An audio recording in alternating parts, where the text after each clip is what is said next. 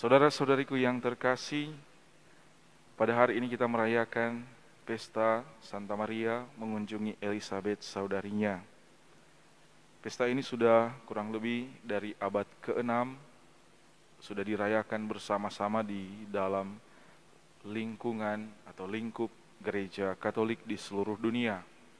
Jadi setiap 31 Mei kita merayakan perayaan yang sama. Dan mengapa kita merayakan perayaan ini? Perayaan ini sungguh-sungguh menjadi sebuah puncak dari pengalaman-pengalaman kita semua di bulan Mei ini. Sebagai orang Katolik, kita berdevosi bersama-sama. Kita bahkan bukan hanya di rumah, tetapi kita mengunjungi saudara-saudari kita, mengatur jadwal untuk ada kunjungan rosario di rumah-rumah. Hal itu sama halnya dengan ketika Maria ini datang kepada Elizabeth. Kehadiran kita sebagai orang-orang yang mendengarkan sabda Tuhan dan melaksanakannya dalam hidup merupakan Maria-Maria yang lain saat ini yang kemudian saudari kita kunjungi, saudara-saudari kita kunjungi.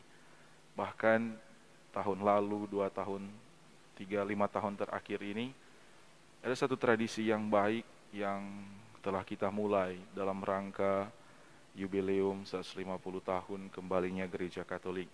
Itu anak-anak membawa arca Bunda Maria ke rumah-rumah bergiliran setiap hari. Tapi ya karena masa pandemi, hal itu tidak bisa jalan dengan baik.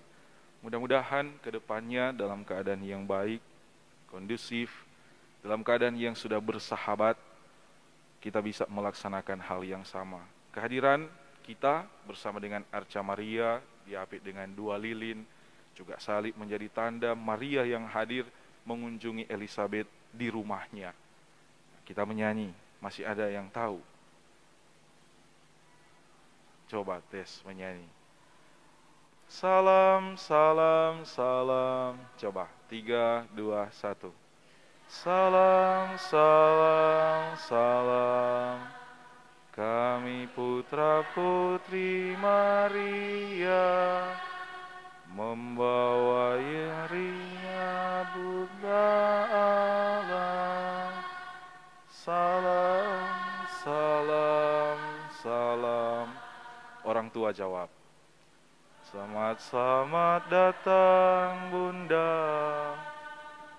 bersama Yesus putramu, kami menyambutmu. Salam, salam. Selamat datang Bunda di rumah yang kita kunjungi. Jadi begitu, Bapak Ibu saudara-saudari, adik-adik yang terkasih, Maria mengunjungi Elizabeth seperti peristiwa atau kita yang membawa Maria atau Maria itu hadir di dalam kehidupan kita dan kemudian kita bawa kepada saudara-saudari kita. Dan kehadiran kita itu menjadi sebuah kegembiraan, hati yang dipenuhi dengan sukacita.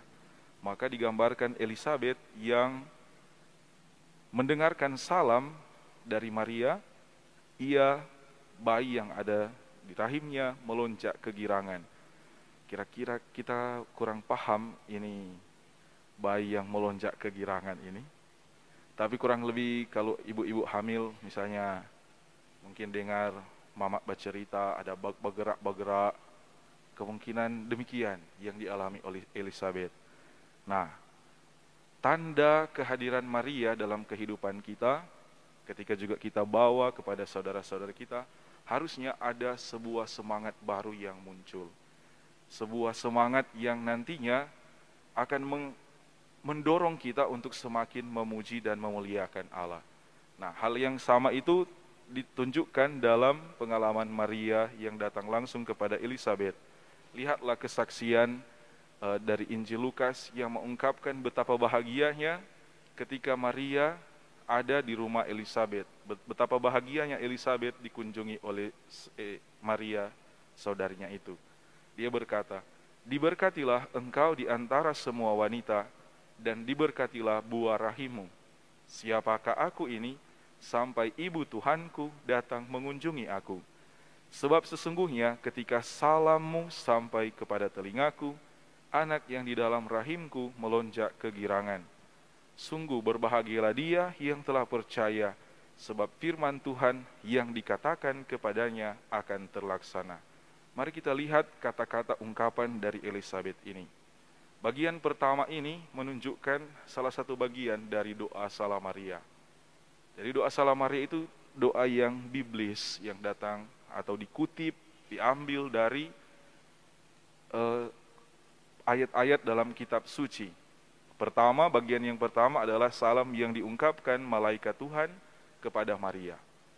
Salam, hai engkau yang dikaruniai, Tuhan menyertaimu. Kita pakai dalam doa rosario, salam Maria, penuh rahmat, Tuhan sertamu. Kemudian yang bagian yang kedua, kutipan kitab suci yang mengatakan, diberkatilah engkau di antara semua wanita, dan diberkatilah buah rahimmu. Adalah bagian kedua dalam doa Salam Maria, terpujilah engkau di antara wanita, dan terpujilah buah tubuhmu Yesus. Jadi doa Salam Maria ini adalah doa yang sungguh-sungguh doa biblis. Bukan doa yang dikarang-karang, dibuat-buat, justru menjadi kutipan ayat-ayat kitab suci. Kemudian seringkali yang kita jawab dalam sesudah dua bagian yang pertama itu, Santa Maria, Bunda Allah, doakanlah kami yang berdosa ini sekarang dan waktu kami mati. Itu adalah satu doa yang disematkan lewat kata-kata kitab suci ini sebagai bentuk penyerahan diri kita, iman kita, dan doa yang kita panjatkan adalah doa bersama dengan Bunda Maria, bukan doa kepada Bunda Maria. Santa Maria Bunda Allah, doakanlah kami. Bukan kita berdoa kepada Bunda Maria, tapi kita minta Bunda Maria doakanlah kami. Makanya orang Katolik tidak pernah mentuhankan Maria. Kalaupun Maria memberkati kita, itu dengan caranya, karena dia Maria Bunda Tuhan kita. Dan berkatnya itu kita temukan dalam pesta perkawinan di Kana. Ia menyampaikan doa-doa kita, menyampaikan harapan-harapan kita, dan Tuhanlah yang mengabulkan doa-doa kita. Bagian pertama. Yang kedua, siapakah aku ini sampai ibu Tuhanku datang mengunjungi aku? Sebuah sikap seorang beriman yang sungguh-sungguh merasa siapa dia di hadapan seorang yang sangat penting di dalam kehidupan ini. Maka ketika Roh Kudus ada di dalam diri seseorang, haruslah membuat dia rendah hati, bukan tinggi hati, jadi sombong, jadi menjelek-jelekkan orang lain, menganggap rendah orang lain, menghina orang lain, menganggap orang lain tidak betul, mengejek-ejek, dan kemudian dengan penuh ketinggian hati mulai melaksanakan atau membuat hal-hal yang tidak menunjukkan kerendahan hatinya. Nah, Elisabet yang dipenuhi dengan Roh Kudus, ia berkata, ia berefleksi atas dirinya, siapakah aku ini sampai ibu Tuhanku datang mengunjungi aku? Sapa kita, bukan sapa ngana. Begitu bahasanya. Sapa kita ini? Kadang-kadang kan jadi taputar, sapa ngana. Jadi Elisabet menunjukkan bahasa yang reflektif. Siapakah aku ini sampai ibu Tuhanku datang mengunjungi aku? Kemudian ketika dalam percakapan itu, dalam kata-kata yang diungkapkan oleh Santa Elisabet ini, sebab sesungguhnya ketika salammu sampai kepada telingaku, anak yang di dalam rahimku melonjak kegirangan. Ada kesukacitaan yang muncul dalam diri seorang Elisabet ketika Maria mengunjunginya. Berbeda dengan situasi-situasi saat ini, ya mungkin karena pandemi orang banyak menutup pintu rumahnya untuk dikunjungi. Orang banyak menutup pintu rumahnya untuk berdoa rosario. Sedijadwalkan ganti, sedijadwalkan batal, dijadwalkan tunda, padahal jadwal sejalan. Banyak kali kan begitu. Ada, enggak di sini, di tempat lain.